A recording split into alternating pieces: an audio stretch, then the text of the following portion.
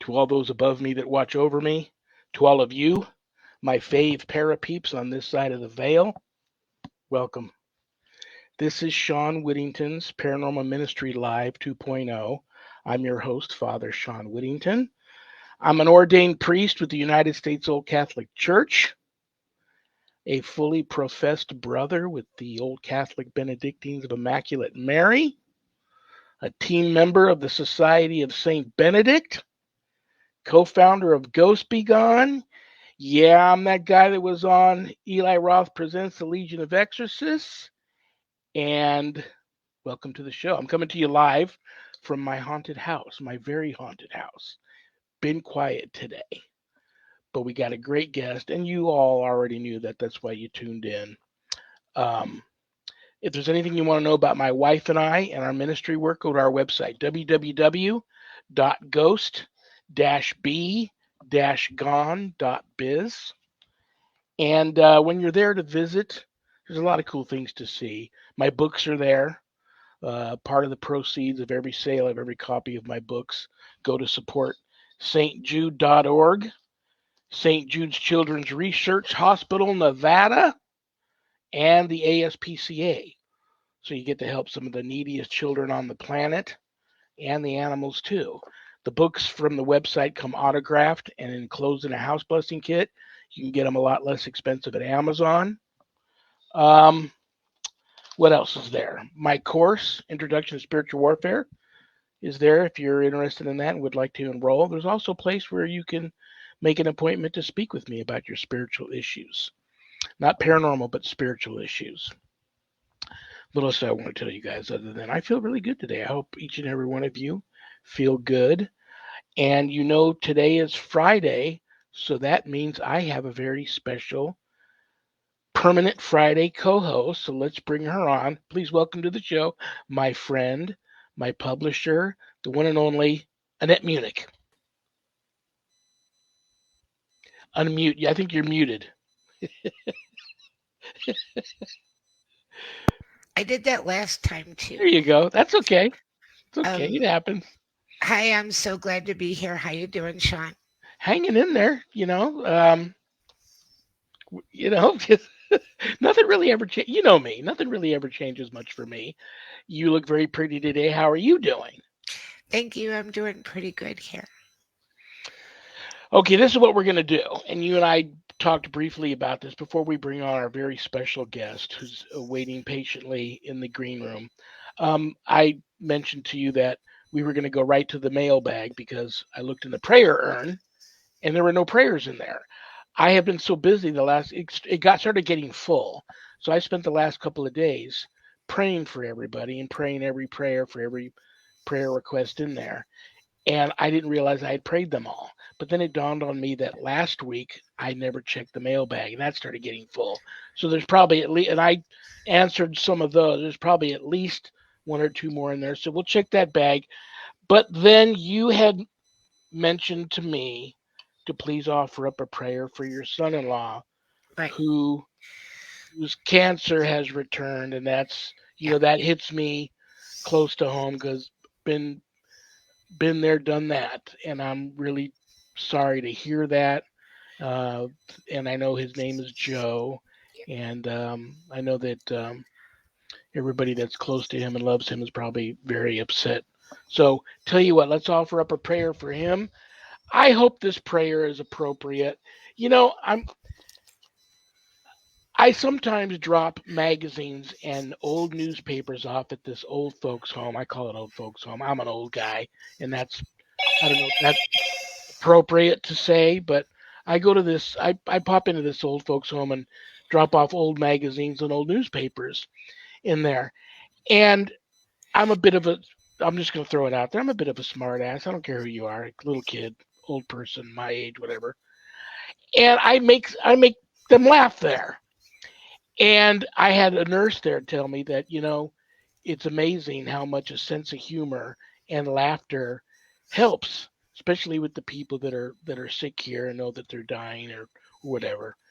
And I'm going to pray and confident that Joe's going to make a 100% recovery from this. But it is important. So the first prayer that I opened up to in the book says a prayer for health, wisdom, and a sense of humor. So I'm going to pray that prayer because there's a reason why I must have opened up right to that prayer. So this prayer I am offering up for Annette's son-in-law Joe. In the name of the Father, and of the Son, and of the Holy Spirit. Amen.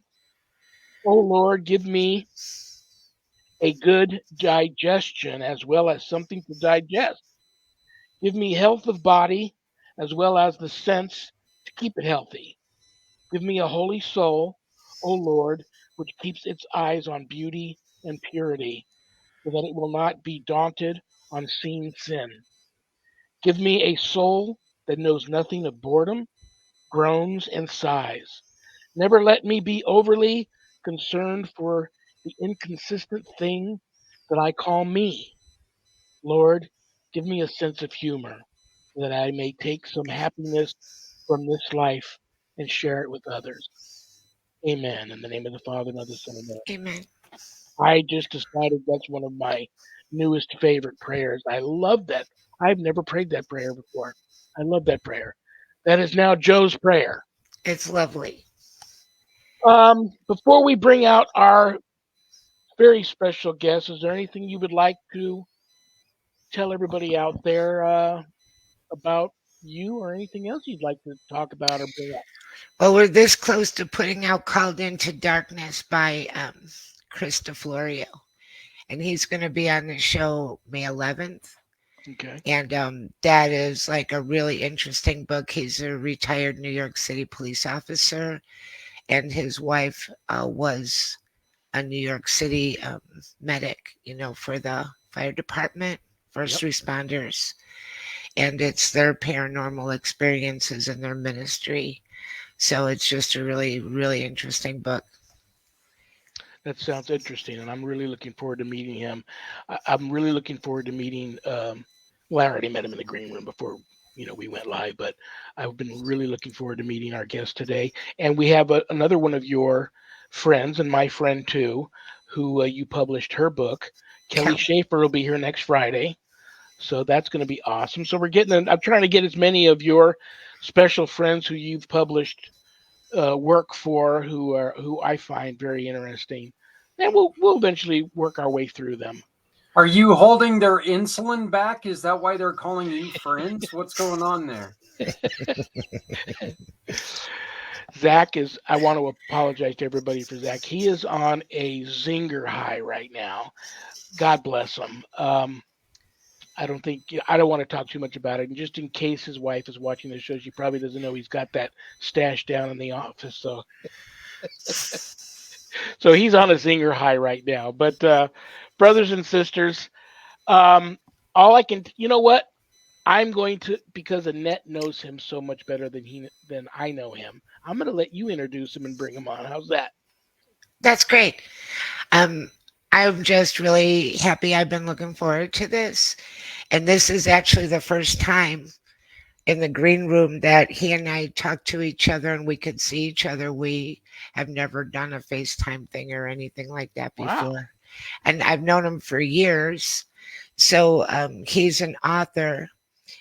His first book was Tree Spirits and Wood Wisdom with me. His first book with me. And then we put out Sacred Trees last autumn. And they're both, especially the first book, but the second book as well, reference books to the spiritual meanings of different kinds of trees and wood, of course.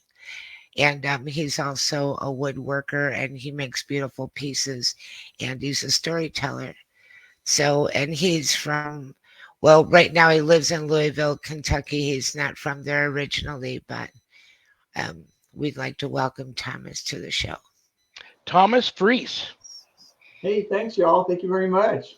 How are Very you, brother? exciting. Nice I'm to doing meet you. great. This is really lovely for me to join you all and to reach out to some folks and have an opportunity to share about the work that I do. Well, I'm going to tell you something right off the bat. Um, I just have this feeling, and I get this feeling every once in a while. I have a feeling that we're going to be good friends. I just get this feeling. I Thank knew you. that was going to happen. Having said that, Hide your insulin.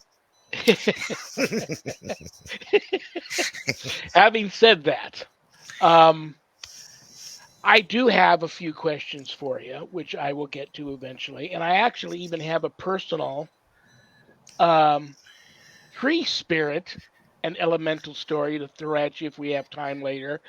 But I decided I would just, and I say this every week and then I so rudely interrupt, but I decided since um, Annette introduced you to me and was responsible for getting you on the show, I'm going to let her go ahead and chat with you for a while. How's that? Sounds great. Well, I'm going to ask him how he got started with all of this. And then I'd love to hear the tree story, Sean. And his books are filled with tree stories, particularly Sacred Trees has a lot of tree stories, actual people's experiences. It's very interesting. I happen to know in your bio, I always love it when I see the word storyteller. That's an art of its own. So, Thomas, I just want you to know this is your show. You don't have to worry about talking quickly and getting your answers out and being done. Talk as long as you want to talk whatever you want to talk about. Go for it. Thanks, y'all, very much. So, obviously, I can say just like every other child on the planet, where did it begin? Children are instinctively go to trees. Maybe they're upset or they just want to commune with nature. So, we all had those favorite trees growing up. But as far as specifically the metaphysical connection, I've been studying metaphysical things. I was on a journey and ended up, being an intuitive channeler, medium, instrument. The names change, whatever you want to call it. But I was invited to be a guest speaker in Anchorage, Alaska, at a metaphysical event, and I hadn't made any wands at all. I made wood jewelry, which I started in Santa Fe, New Mexico, and it was modeled after the Zuni fetishes. So there were bears and coyotes and snakes and everything. And it was the 80s, so it was a lot of folk art. And I did both brightly painted wood crafts, and I also did the natural. And I really liked the natural kind of better. But anyway, there was an Anchorage setting up on a Friday before the metaphysical event, and two ladies walked up. And I had some holiday ornaments, Christmas ornaments, and one of them was like a tapered, narrow, well, I was thinking of, like a wooden icicle. And it was carved in a spiral, and the lady picked it up, pointed it at the other lady, and the second lady gave this knowing nod. And then the first lady turned to me and said, I've never met a wand maker. And I said, oh, that's not a wand, that's like a wooden icicle. And she shakes her head and goes, no, I can feel the energy. You're making wands. So I thought about it. Could I make a wand? How would I make a wand? And would people buy wands? So I started making wands. I got back to Louisville. This is 2012. And I started making wands. And then I was selling these wands. So I got all my stuff on the table at crafts events or metaphysical. And people would choose different wands. And they're all different woods. It's like a personality test, kind of like Ollivanders, to see, what are you drawn to? And then I kind of know, I have a feel for what that person is like, by what they're choosing. Well, I thought, well, surely a pine wand and a willow wand and an oak wand, they're different vibe, they're different energy. So I looked online, I found some meaning, and I printed it out and I said, oh, here's, a little bit of what I found online. But those websites, they never said where they got the information. And they said, you can't copy this. Like if you want to do a book, you can't copy it. Well, fair enough on the second, but the first seemed a little bit suspicious. So I work psychic fairs. I got a lot of gifted, talented friends. They're healers, they're channelers. So, and I'm also a woodworker. So I started sending my friends wood samples, unidentified. I just took a Sharpie marker, number 14, number 30. And of course, I kept track of the numbers. They had no idea what they were holding. So my gifted friends would hold them. They would channel, whether it's, you might say, third-party information, or the tree spirit was directly talking to them. And there were three ladies in the first book, Tree Spirits and Wood Wisdom. And so I started collecting these and thinking, I'd really like to put this into a book because it's my own, original effort. I started collecting testimonials, people that bought my wands, and I don't use them, but they do, and they had stories. People that bought my wood jewelry, and they had stories about how their life changed. So there was just a lot of information. I have a story in the first book. My friend Sybil, she grew up on a farm in Oklahoma. Her daddy was a water witch. So he would douse for where the farmers would dig the wells. She said if they listened to him, they only dug once. And so there's all these really cool stories connected to tree woods. There's science, there's the metaphysical, and through was it Rick Hayes? Um, I found out about Annette being a publisher, and so we matched up, and I got my first tree book published. It had about 130 different tree woods. Every single one, was something that a friend would hold and channel the information. And unlike the websites that never identified where they got the information and said you can't copy it, I was very transparent. You can read in the first book, each lady it was 3 ladies that were my channelers. As they channel in, I've got their first initials. At the end of the book, I give their websites, I give the information that they want to share about the work that they do. So I'm totally transparent, totally the opposite of what I encountered. And that was the first. I mean, as soon as I finished the first tree book, it was pretty obvious. Oh, there's so many cool, amazing woods that I didn't even get into.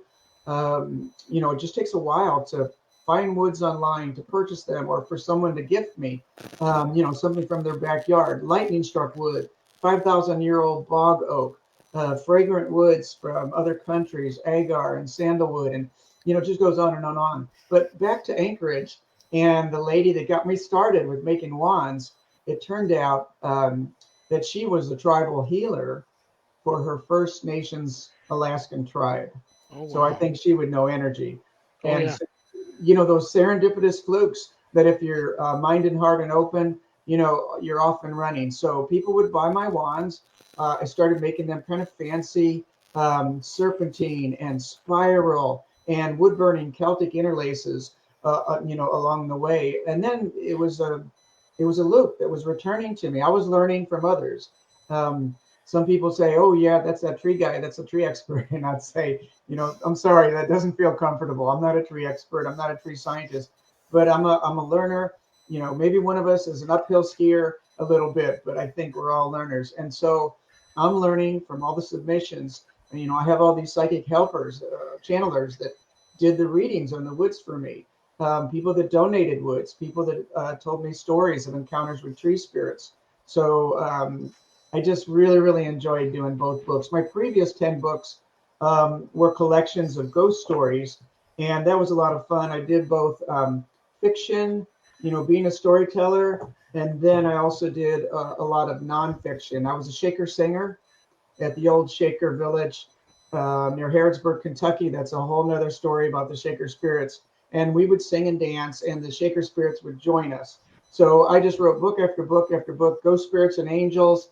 Um, and people submit to me, they share with me spirit photographs. That's a whole other topic we could talk about sometime, like the photo on the poster behind me. I have a book of Civil War ghost stories. I just love writing. I think I need to join AA, not Alcoholics Anonymous, but Authors Anonymous. Yeah. So I teamed up with a really talented and gifted um,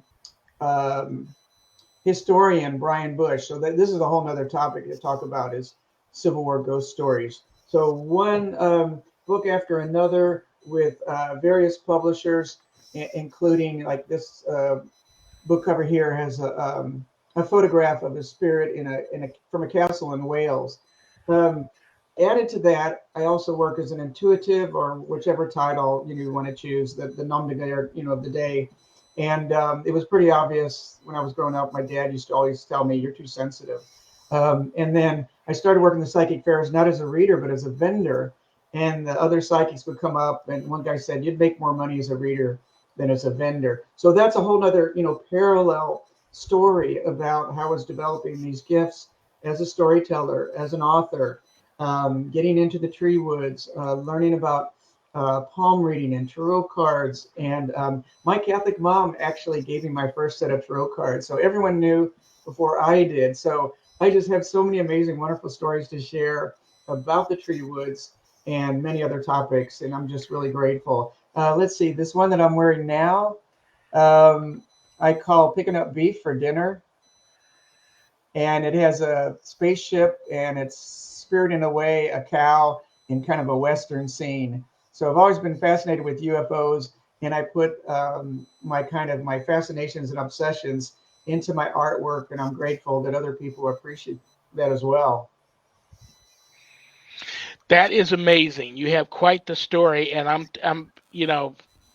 I just had a feeling this was going to happen. I'll probably end up doing a whole series with you, and every time you come back, we'll just go down another rabbit hole with your extensive background and all this stuff. You mentioned, well, of course, it's going to stick out to me. You mentioned growing up in a Catholic family, so my mother, uh, the most devoutly Catholic person I knew, may she rest in peace, but also very spiritual woman. Father didn't get baptized till very late in life, but he was a God-fearing man. Grew up in Oklahoma, um, Christian belief system, but never a baptized Catholic until much later in life. But how did all of this? Did this? Are you still a Catholic? And whether you are or aren't, did your gift and your experiences and your passions for all this other stuff affect your religious belief system at all? Thank you for the chance to talk about that, because at an early age, unlike my brothers and sisters, I was really, really wanting to find out what's going on in the universe. Um, so one way to talk about it is when all the other kids in the late 1960s were learning how to smoke dope and get drunk, I was actually into astronomy. And we had to wait 6 years to get a really nice Christmas present, having, six of us kids. And what I asked for, and I got, and I think it was about 1969, was a telescope. So I would set my little funky 1960s alarm, that would rattle off the bedside and table, and all the other family was asleep, and I would get up 11 o'clock, midnight, and I'd go out in our backyard. And back then, outdoors, it was actually dark. You could see the stars pretty good back then, without all the interfering light so much that we have now. Now, at the time, I was learning the constellations. I was doing astrophotography. I studied at McDonald Planetarium in St. Louis before I even got into high school. I was like this little astronomy nerd. But what I didn't know at the time was actually learning how to meditate and be alone with the universe. That was revealed much later. So I was learning to listen, to be present, to just sit there under the stars. The sky starts at your feet. So that was kind of like the beginning. And I would always look to the south, toward Sagittarius, the center of the universe. And I just felt like I'm part of something just much larger. I come from someplace different. So fast forward, high school, I actually became a Catholic charismatic. So I grew up, pretty much standard Catholic, but in the 1970s, the international charismatic movement was really popping. And so there was a guy that went to my Catholic high school. He came back and he witnessed to me. I found Jesus, which is unusual for a Catholic boy. And then I really got into the gifts of the Spirit, prayed, for the gift of tongues and everything. Ended up in college, Catholic college. And but at the same time, all this information and exciting things were coming in. So I met folks that were into Edgar Casey, and I started looking at those metaphysical things. Is it real? Are there auras? Can we see auras? And I met some friends that belong to the ARE, the Association for Research and Enlightenment. And I met Yulin Casey, and I started reading, the ARE study group and reading all that. So this was moving, in a certain kind of software program, like a track running along with my regular life. And then got married, moved out to New Mexico, then divorced. But what I would do is I would walk the mesas. And this is an incredible meditative thing. I worked retail with lines going out the store. It was so busy. We would have Hollywood people would come in the 1980s. They were all buying homes there in Santa Fe and Tesuque. And I'd look up, a lady paid with a check, and I looked up and said, Jessica Lang. I'm like, oh, okay, yeah, it's Jessica Lang. So I needed a break from that intensity of the retail. But at the same time, when I worked retail, I was learning how to read people. A customer would come in and I would get that vibe, and, like, where are they at emotionally? What's going on here? So there's that subtext to all the different retail interaction. But I was really learning how to read people. So I started getting more and more into metaphysical studies. I got into the Urantia book and Course in Miracles. And I was really just opening up and on a journey of questioning and trying to learn. So I was ready for a change. I moved to Lexington, Kentucky, and I became a Shaker singer. And I started studying the spirituality of the Shakers. And that's a whole other story started by a woman, and amazing story. And anyway, so all this kind of converged when I started working the psychic fairs as a vendor, and then it was obvious that I was also ready to work as a reader. I bought books on palmistry. I was teaching myself palmistry.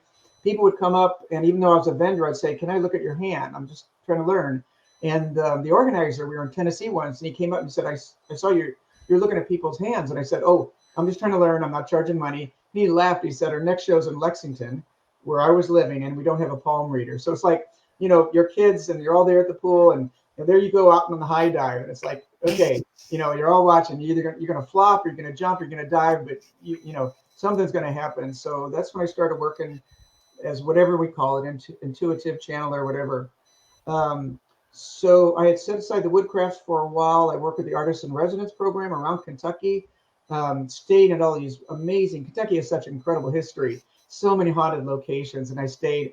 I could tell you so many stories where people put me up. I stayed in old homes and bed and breakfast in Bardstown and just anyway. But I started working the psychic fairs as a vendor, then as a reader, and then this author was in me. I was actually accused of plagiarism when I was in Catholic high school, where I wrote a really amazing short story, and the priest was handing it back, and he said, "What book did you copy this from?" Totally didn't believe that I wrote it. So I tried to tell him that I wrote it. This is back before you know. Word processors and everything. So I actually had, like 6 handwritten versions, with pencil drafts. Anyway, he watched my work for the whole rest of the year, and then came final exam. Um, he passed out 2, I don't know if you remember, mimeograph sheets, the smelly, sheets, the exam to all the other kids. And then he brought some special paper to me. It was blank. He pointed at a painting on the wall, a print, and said, "Write about it." So back in 1972, they Wow. didn't do right. Yeah, they didn't do writing on demand in 1972. So I thought, oh my God, this is my final exam. He doesn't even believe that I can write. Got to wait 3 weeks for the grade. I got an A. But then I thought, this just gets me into trouble. So I set aside the writing. But in 1998, it started coming back like a monster, scratching, at the basement door. It had to be let out. So that's when I started collecting my first book, the stories, because I was a Shaker singer. And Shaker Village is very active spiritually. And we were singing. We were performing in the 1820 meeting house. So we were calling the Shaker spirits in. So I asked permission from Shakertown. I wasn't an employee. I was just, a volunteer singer. And then so I just got rolling with writing the books and working as an intuitive and working as an artist in residence going around the state of Kentucky. So that's the Cliff Notes. That's the short version. Have you ever been to Lilydale? I have not, but I've heard a lot of wonderful things about it. And then, of course, in Indiana, there's Camp Chesterfield. I've been there. And then there's Casadega is another intentional psychic community in Florida. Um, That's pretty amazing. Annette, Yes. I can see the thoughts and the Well, questions see, bubbling up. I knew you would like Thomas, and when I talk to him on the phone, if he's not too busy and I'm not too busy, we can talk for an hour and a half, and it'll go across so many topics. It'll be just hysterical how many things get talked about. And then we also like to talk about angels, a lot of angel stories. And as you can see in the book behind him, ghost spirits and angels. So he's a collector of angel stories as well. And that would be a whole interesting show. I think that people would like. Absolutely. Let me make sure everybody knows www.thomaslfreese, FREESE.com, correct? Thank you. Yeah, I tell people it's pretty sucky. It's 20 years old. There's no click and purchase. I only had 3 books out, but yeah, they can go there. Or Facebook is where I'm a lot more active under my name, Thomas Freese. And maybe I have a picture of my book or some wood crafts. So I'm posting a lot on my events that I do. whether it's storytelling or a metaphysical event, or like, this podcast. A lot active on Facebook. The website is just kind of a placeholder. I've kind of had a little bit of a buffer because I go in to a lot of conservative counties in Kentucky, and so I don't have a website for that intuitive work that I do. And the kids, though, they look at my eyes. I'm telling ghost stories. A lot of time I get hired.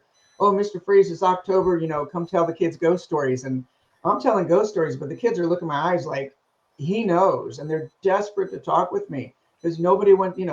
Little Johnny, little Susie, they don't want to hear about it, and that's a whole nother topic about kids seeing ghosts and gifted children. And I've got a lot of stories that it's either the child told it to me or it's from adults, but it happened when they were a child, and where things kind of get cut off sometimes when the adults around them don't support what they do. So I was at Wilkerson Elementary. I was doing a residency last year in Louisville, 10 days. And of course, I was telling some ghost stories. The kids saw that I was an author. I had my books.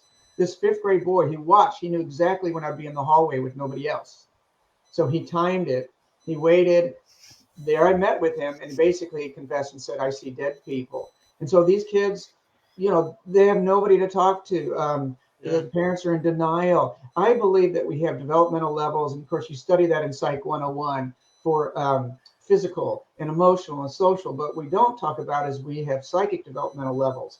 And many times the parent of a child, they're maybe at a 13-year-old psychic developmental level because something happened when they were 13 years old and then they got shut down. And so when their little kid, says, I saw something, mommy, or, I saw this lady, and then later, it turns out that it's the deceased grandmother or whatever, a great grandmother. But they're reporting it to basically like a 13-year-old, even though they're chronologically in their 40s. So not only do we have all those developmental levels that we know about, we have psychic developmental levels. So it's a loop. And the way we're socializing children in our society is, we're responding to them at the psychic developmental level that we're at, which may be a lot lower, than 40 or 50 years old or whatever. So I feel like when I'm doing storytelling, live performance with children, they are getting this permission, whether it's a folk tale or a true story. And I'll tell them, straight up, they'll ask all kinds of questions. Mr. Freeze, can ghosts hurt you? And then I'll attend to that question. But they can look in my eyes and they're like desperate to talk about these things. And I've gone into not regular, in addition to regular public schools, I go into psychiatric lockdown. And those children with the DSM diagnosis, they are some of the most gifted, tuned in children, to the max, as you can imagine. And so, I'll ask them, well, I'm going to tell you some ghost stories, kids. I'm going to talk about black-eyed kids or, crazy Ouija board stories or whatever, which they just like eat up with a spoon. But then I'll say, maybe y'all have some experiences, and like all the hands go up and, they're just desperate to talk to someone. It's like, it's like sexual abuse was for a long time. We just swept it under the rug. And then we, found ways to, good touch, bad touch program. I'm a counselor. I'm a licensed professional clinical counselor and a board certified registered art therapist. And so, we just kind of started making it the appropriate conversation, not the sex talk, but good touch, bad touch. And so, nothing's going to change unless we can find a way to talk about it. It's true for sexual abuse. It's true for violence. And it's also true for spiritual activity in the home. And unless it happens to be a particular religion where they deal with that, then, the kids kind of left high and dry. Some of the stories, like in Ghost Spirits and Angels, they're from children that I call psychic attractors. When they were young, all the shit, was happening to them. So my friend Dorothy, she grew up Mormon in Salt Lake City, and she would have pioneer ghosts like, walk through her room. She would see them. She started having, like the poltergeist thing was going crazy because she was so, tuned in. So one day her dad picked her up from high school and was going to take her home. She's like, Dad, why are you taking me out of school? Oh, you'll see. So they arrived and the Mormon elders were in the family room. Like it was an intervention. And Dorothy was so pissed. She got so angry. She said, really? This is why you took me out of school? So she just went off and huffed back to her room. She didn't even slam her door. Well, the Mormon elders followed her down the hallway, got to the open doorway, and she said their eyes got really big. Whatever happened, they just turned around and left and never came back. So these are the stories that I have, both from children and also from adults. But it happened when they were children, and I just feel like these stories need to be out there. And if it's in a format of, okay, got a, oh, Kentucky Storytellers come and going to tell them the grade school and tell them ghost stories, that's fine, because I can sneak in all kinds of metaphysical stuff. And the stories that I tell, whether it's a ghost story or not, it's very layered. I have a story by Richard Kennedy called The Mouse God. And it's a really cute story, but just like Jesus and the parables, it's very layered, and it's kind of a nod and a need to know. And the children or the adult, whoever's listening, they understand the code if they're at a certain developmental level spiritually. Do you have any children's books? I do, I do. I mean, they're all general readership. Um, because I was like 3 grades ahead when I was a reader as a kid. But this one is definitely, dedicated toward children. Halloween Sleepwalker, I call it fiction that falls not far from fact. A lot of times I'll write a fiction ghost story, and then lo and behold, a certain time later, I'll hear a very similar true story.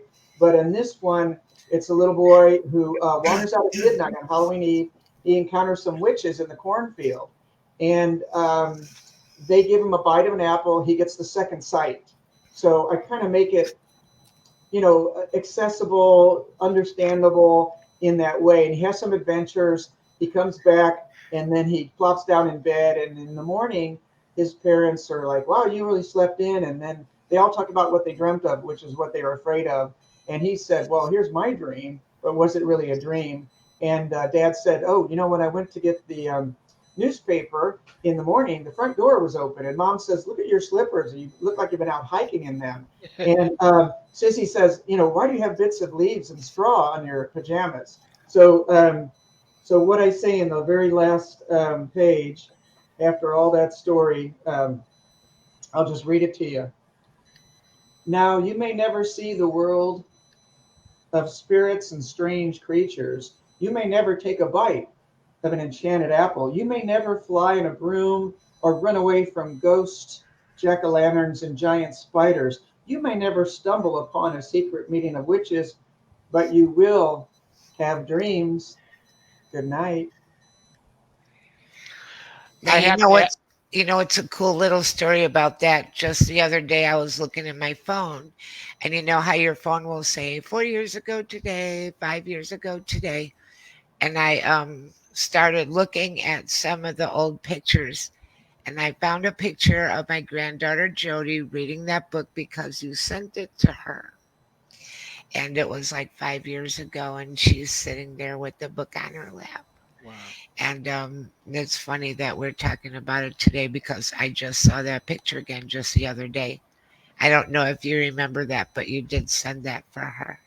I do remember that, and I wanted to, it's a little thank you, obviously to you for all the wonderful work that, you've done, to date, back then with the first tree book and with what we had talked about, and my respect for children. Children are very sophisticated spiritually, and the question is, can we adults understand? So my sister tells a story that a family friend, they're going past a hospital, and her daughter was delivered C-section there. So the daughter is Down syndrome, and Down syndrome kids don't lie; they'll tattle on themselves. Yeah. So the Down syndrome, yeah. And she was 10 years old in the back seat. Mom was driving and goes, "Oh, honey, that's the hospital where the doctors took you out of mommy's tummy." Girl didn't say anything. She looks up in the rearview mirror. The girl had a pout in her face. She said, "What's the matter, honey?" "Yeah, mommy, I wasn't ready to come out yet." So the mom wanted to know more about that. And then the girl started talking about before she was born. And she talked about being in heaven. She said the angels were kind of big and scary, but God held her and kept her safe. And she said, "I saw so-and-so's daughter." And she mentioned, a family friend. So mom's driving. She mentions, "Oh, so-and-so, the daughter's name." "No, mommy, not that one." Well, as far as mom knew, they only had one daughter, right?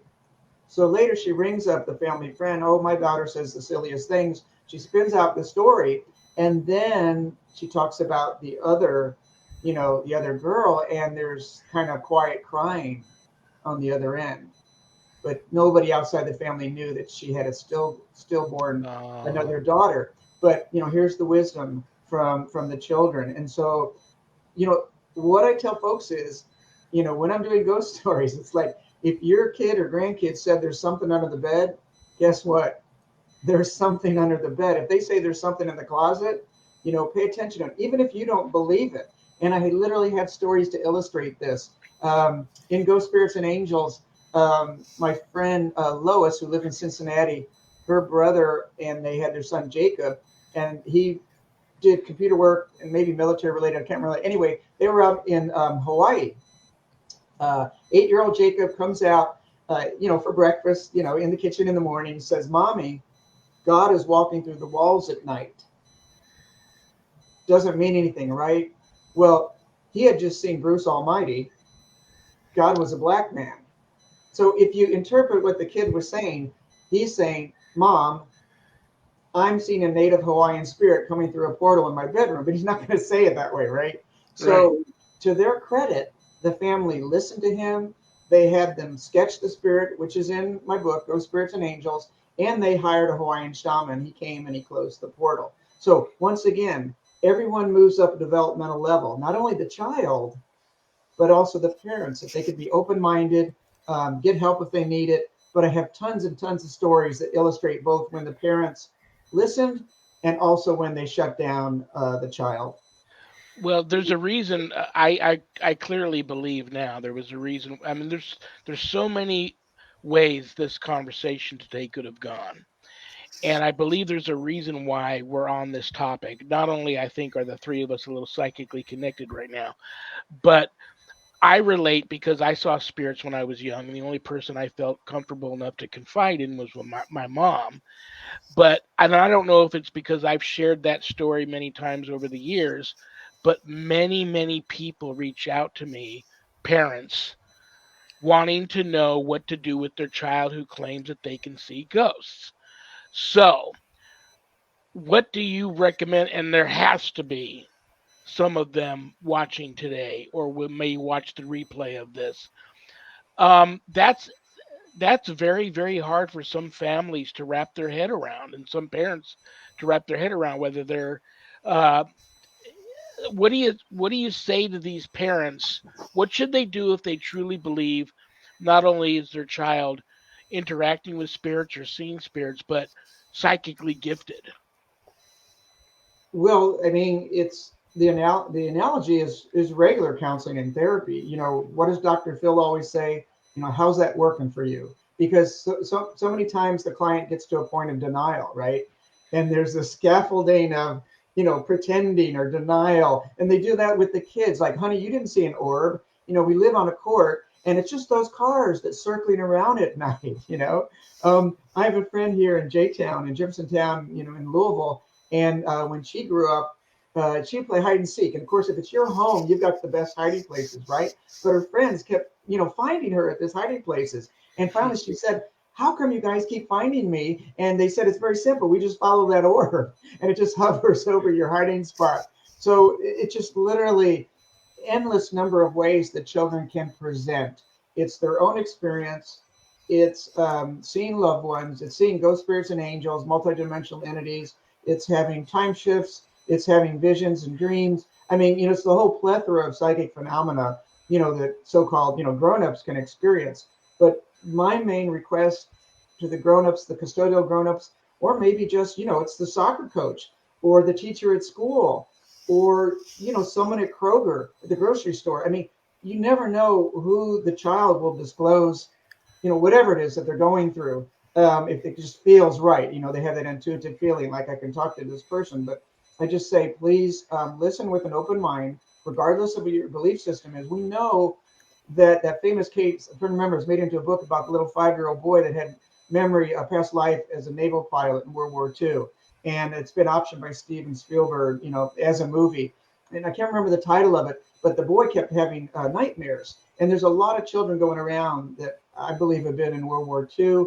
And they're playing army. There's doing drawings with violent ideation. And I know that as an art therapist, trained to look for trauma presentation and different things graphically. But I just say to the parents, say to whoever the grown-ups, just listen to them. I'll give you one example. So there's a lady here in town, and she cleans homes, but not like Mary Maids. It's getting rid of the mischievous entities or whatever. So she was training her daughter, who was 19, and she said to this nice couple, they had a 3-year-old girl, special needs, that slept in the bed with mom and dad. They had an 8-year-old boy that had his own bedroom, and that's where the things are going wacky. And they said, look, we're going to come, we'll stir things up because of the work we do. Make send the kids off to the grandparents. And if you have pets, no pets in the house either. So, we'll meet you at the front porch. So it was all arranged. And she arrived with their 19-year-old daughter. Okay, we're ready to do the work. Are y'all set? They said, yeah, go ahead inside. So she went one direction, and Amber, the daughter, went another. Amber ended up in the boys' bedroom, and she heard a hiss and a growl from under the bed.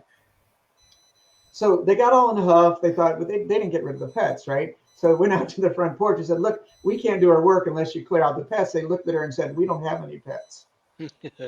Yeah. So please, folks, just, get out of denial. Just, same as Dr. Phil, just, face it. It's an issue. Get a professional. At the very least, listen to what the child has to say with an open mind. And then, maybe look around. Maybe there's someone in the area, or look online. There's a lady who wrote a book called Kids See Ghosts. I have sometimes have people come to me and they say, our daughter, is experiencing whatever in the metaphysical world. And so I say, a lot of times I'll say, well, I'm happy to help if I can. But a lot of times the family, they round up the wagons, right? And Yeah. we don't want our kid to think, everyone to think our kid's crazy, or, that's too special. Like, but it's a form of denial, folks. So Where does your comfort level? I mean, you're so you're very passionate about what you do and passionate about the paranormal. When a family reaches out to you, I don't want to put words in your mouth, but I know you probably have gone into homes to try and find out what is it that's bothering this family. Do you have Is there a point where your comfort level stops? I have lots of psychics that go in and determine what's going on in a home, but then if they certain things they run into, they realize I'm in over my head here. I'm going to call Father Sean. Do you have a point where your comfort level stops, or are you ready to deal with it all? No, yes, I mean, I do know my limits, and just like any profession, like counseling and art therapy, my experience is, it's ethical to know your limits and when to refer. And I can remote view. I can say, okay, here's what I'm seeing, but I don't do clearings. I don't do that work. And so I know. I'm going to give you permission right now. You don't have to do it during the show because we don't have a whole lot of time. I'm going to give you permission after the show. I'm going to type my address to you, and you have my permission to remote view my home because I have a lot going on here. Nothing bad. I mean, at one time we've had some some really ugly things going on here spiritually, which have been taken care of since then. But I still have a lot of. I don't know if they're attached to the property or the home, or it's because of what me and my wife do. If they are hitchhikers and they follow us home, and then when they get tired of kind of hanging around, they go on to wherever they need to go. Right. I give you permission to do that to my residents, and I'd be interested to see what you think, what you come up with. But Okay. I don't want the show to end Look, without you getting to chat with Annette a little bit more. I was so rudely. I'm not giving her No, a chance that's to talk. okay. Everyone loves it when you talk, Sean. Everyone loves it No, they don't. because you're so interesting and you have such funny stories. But I had like three different things I wanted to bring up. And here's one of my favorite books. Well, I don't usually talk about my favorite books, but it was called Mutant Message Down Under. And it was an American doctor that went and took a walkabout in the Australian outback. Have you read that? You I have did. not. Okay, well, I'm going to give you the cliff notes on it because she goes with them and the Aborigines, and when they need to eat, they will find plants. They will find water when they're thirsty. An animal will show up. They heal themselves out there. They communicate psychically. They have this ceremony they do. I think it's called. I could be wrong. Correct me if either one of you know. I think it's called story time. or dream time or something where they're the holy people in whatever particular mob will put on these weird type hats, and they'll get on all fours and they will do these weird ceremonies where they will psychically connect for the whole mob. I think it's either dream time or story time or something, but that whole world is But pretty fascinating. Yeah. just to sort of fast forward, you would love this book anyway. Oh, and the reason the chief let her go is because they were born on the very same day, very same year, and he took that as a sign. Oh. But then eventually along the way, she says to him, how do you do this? How do you guys are communicating telepathically? You're talking to the plants and the animals. And I mean, they go out in the outback and they always find their way back and they're always fed. They always find water. And he said, we're the way people should be. Um, our modern society now, you're mutants because you don't spend enough time in the quiet. You don't spend enough time in nature. Your brain is filled with all kinds of things, so you disconnect. And I brought that up because I really believe that the natural state of being is that people have these instincts and different kinds of intuition, psychic ability. I believe that that's the natural way to be, and that we've mostly morphed into a society that has turned the volume down on that, and then they don't know whether to trust it or not when it happens. So I love that book. And he and I were talking the other day about the Joplin tornado, which I lived in that area when that happened, but I wasn't there that day. And the children, different children that didn't know each other, no connection. And they were talking about the butterfly people, that the butterfly people came out of the sky and helped them. And that so now they have a mural in Joplin about the butterfly people, which of course Wow. are angels, Yeah.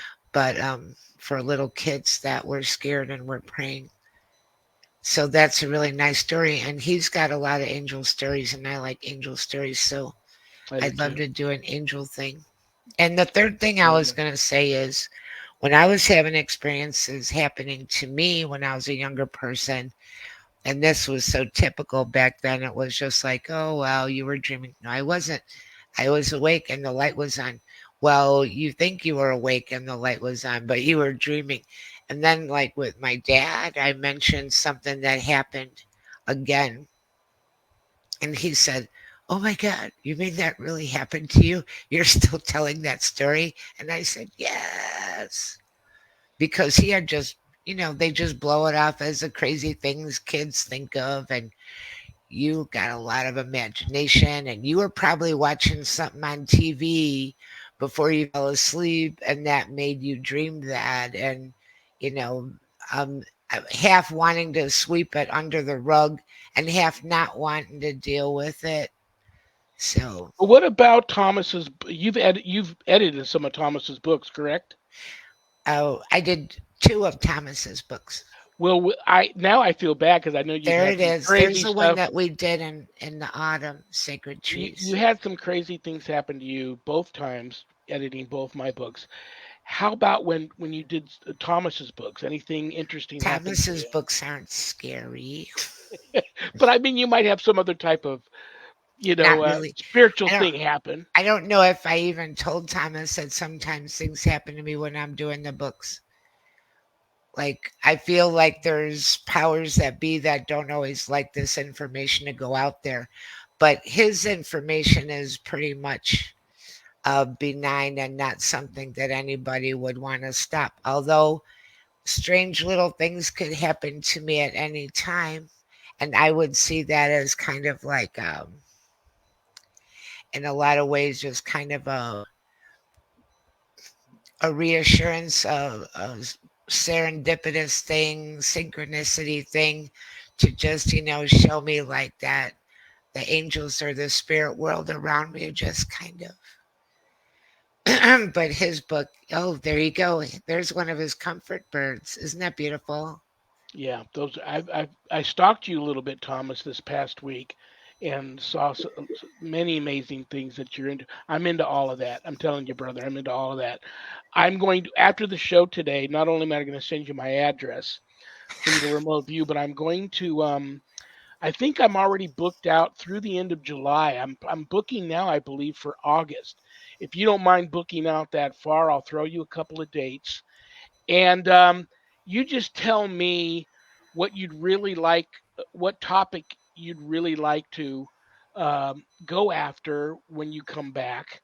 Um, and we'll do that. And I'll try to, before the year's over, I'll try to get you back a couple, three times and do a little series with you. I think you're a fascinating gentleman. And if you had fun, if you didn't have fun and don't want to come back, I understand. Well, I mean, I didn't really get to. I mean, we were talking about the other stuff, which is great. So I didn't even really get to talk about the woods. So, that would be great to. And I just and I just Yeah. mentioned really quick. This bird is made out of holly, and holly is for those who take up the fight for the benefit of others. All the trees are ruled by a particular planet, and holly is ruled by Mars. Now, J.K. Rowling knew exactly what she was doing when she researched for which wizard had what particular tree wood wand. Did you know which wizard in the series had the holly wand? It was Harry Potter.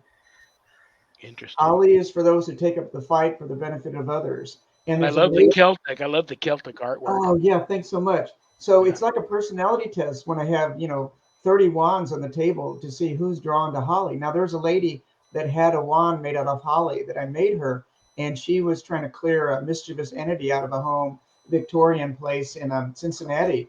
And she tried everything. She could see the ghost was all smug. It was a guy, and he was just laughing at her. And she tried the crystal candle salt. Nothing worked. She said she pulled out the holly wand. His eyes got really big. He backed up. She said, I just wrapped that sucker up and sent him on his way. Yeah, very cool. Pretty interesting. Brother, I love you and respect you. I think you're just a cool dude. I'm so happy that Annette introduced us. I will I will definitely throw you my address, throw you some dates for you to pick from for you to come back. And before we get cut off here, I will is there anything you'd like to say before we kick you out of here? Oh, just if anyone wants to connect, Facebook is really convenient. Um, so I guess, yeah, whatever Facebook link or they could find me. And if someone wants to contact me, that's great. If they have a story, I'm always collecting encounters with ghost spirits and angels. I have UFO stories. Um, I have spirit stories, which are not the same as ghosts, and I could delineate that, another time. But ghost spirits and angels, and just look forward to connecting with folks and y'all anytime it works to come back. Very cool, brother. I want you to have a wonderful remainder of your Friday and your weekend. You take care, brother. I'll see you soon. Thanks, y'all. Thank you. Thanks, Later. Thomas. It was Good night, fun. Thomas. Bye bye. You bet. Cool dude. Thank you so much for introducing us. I hope he had fun. I didn't mean to put him on the spot. I hope he had fun and he'll come I back. think he did. He really is. When you talk about somebody being multifaceted,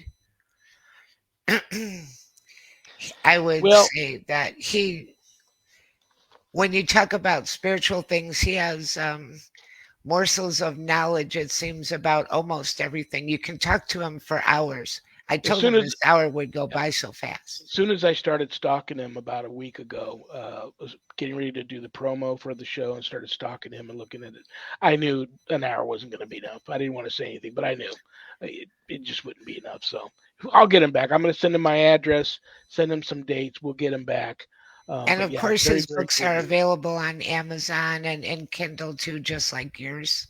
Very, very Forgot to cool. say that, but they make really nice little reference books so you can look it up. So he'll make comfort birds for people out of different kinds of woods, depending on what kind of that they're trying to do or looking for. And sometimes people buy them and give them to sick family members, Very and cool. it's really nice. Maybe get one for Joe, a healing one for Joe. I love you. I respect you. Couldn't have done today without you. Have a wonderful remainder of your Friday and your weekend. I will continue to pray hard for Joe and Thank you. keep me posted on that. Okay. I will for sure. All right, Annette, I love you. I'll see you Love later. you. Great show. Thank you. Bye-bye. All right, brothers and sisters, that was a great show. I hope you all enjoyed it as much as I did. USOCC.org or bishoplong.com. That's the church I belong to, and that's my bishop. If you're interested in night prayer, which is every weeknight at 7 p.m. Pacific, or Bible study, which is every Wednesday and Sunday afternoon at 5 p.m. Pacific, the links to those are there. We have a wonderful church page, the United States Old Catholic Church Clergy and Parishioners Facebook page. We accept everybody. If you're looking for a church, um, join that group. And if it doesn't turn out to be your thing, you can leave the group, but you can join the page anytime. Check that out. Check out Zach's website, communitypayitforward.us. Just go there, be pleasantly surprised. You guys know next week's guest will be Kelly Schaefer, paranormal investigator and author. She's been on before. You guys loved her. Looking forward to that. Eli Roth presents The Legion of Exorcists right now on every single streaming service known to man. If you haven't seen it, shame on you. Find it, check it out. I think you'll love the show. Um, it's also on Travel HD on demand. It just premiered in Asia, and I heard it's huge in Asia right now. So you can find me on Facebook as Lawrence Maurice, my stage name. Thank you to Things Network. Thank you to Pact, little p, capital ACT, Podcasting for All Coming Together channel. Thank you to Parapost Network. Thank you to Temple of Phoenix Rising Entertainment. And thank you to Spirit Alabama for all of these networks simulcasting my show. God bless you for that. And it is now bad joke time.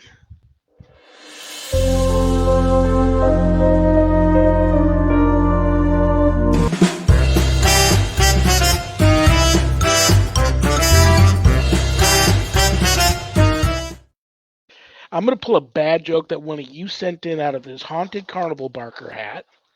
And it's my poor attempt to make everybody put a smile on everybody's face before I say good night. What did one wall say to the other? Meet me in the corner. Good night, Danny. Good night, Jack. Good night, Dog. Good night, Harold. Rest in peace. Good night, Ernie. Good night, Bill. Good night, Dan. I love you all. God bless you all in the name of the Father and the Son and the Holy Spirit. Peace.